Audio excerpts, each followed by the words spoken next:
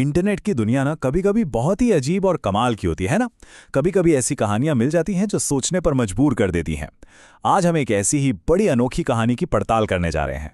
ये कहानी बस इन 4 शब्दों से शुरू होती है। पहली नज़र में तो लगता है कि ये कोई सीधी सादी सी ऑनलाइन लोक कथा है जो हाल ही में इंटरनेट पर आई है, लेकिन जैसा कि हम देखेंगे इस सादगी के पीछे बहुत कुछ छिपा हुआ है। ठीक है, तो चलिए इसमें थोड़ा और गहरा उतरते हैं। ये समझने के लिए कि यहाँ असल में हो क्या रहा है, सबसे पहले तो हमें कहानी को ही समझना होगा। तो आइए इस कहानी पर एक नज़र डालते हैं। तो कहानी की शुरुआत होती है एक बहुत ही मेहनती गाय से। वो दिन भर काम करती है, अपने केले के खेत की देखभाल करती है और उसमें पानी डालती है। सब कुछ बड़ा ही शांतिपूर्ण और सरल लगता है।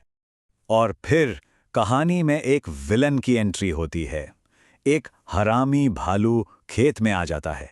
जरा इस बात पर ध्यान दीजिए कि उसे बताने के लिए कितना सरल और इमोशन से भरा हुआ शब्द इस्तेमाल किया गया है। ये शब्द उसे तुरंत एक विलन बना देता है।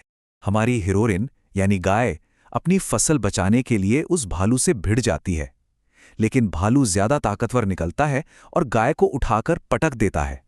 ये अच्छे और बुरे के बीच की एक बहुत ही साफ लड़ाई है। यहाँ कहानी में एक और मोड़ आता है। जब ताकत काम नहीं आती तो हमारी गाय एक बड़ी अथॉरिटी से मदद मांगती है। वो सीधे पुलिस को फोन कर देती है और कहानी का अंत बहुत ही सीधा और संतोषजनक है।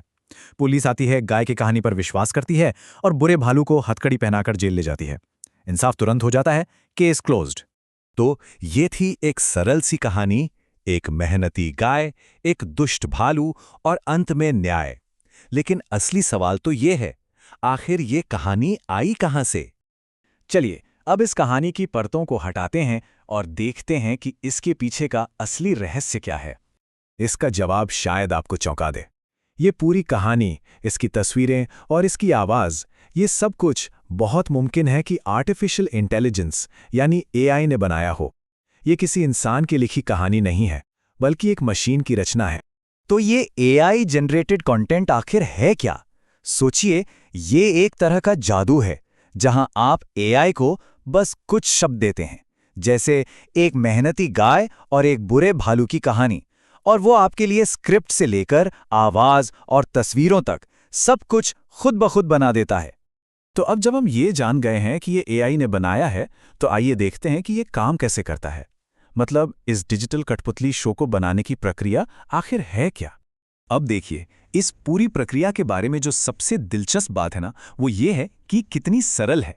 सब कुछ एक सिंपल से आइडिया या प्रॉम्प्ट से शुरू होता है। फिर एआई एक स्क्रिप्ट लिखता है, उसे एक सिंथेटिक आवाज में रिकॉर्ड करता है और कहानी से मेल खाने वाली तस्वीरें बना देता है। पूरी प्रक्रिया ऑटोमेटिक है।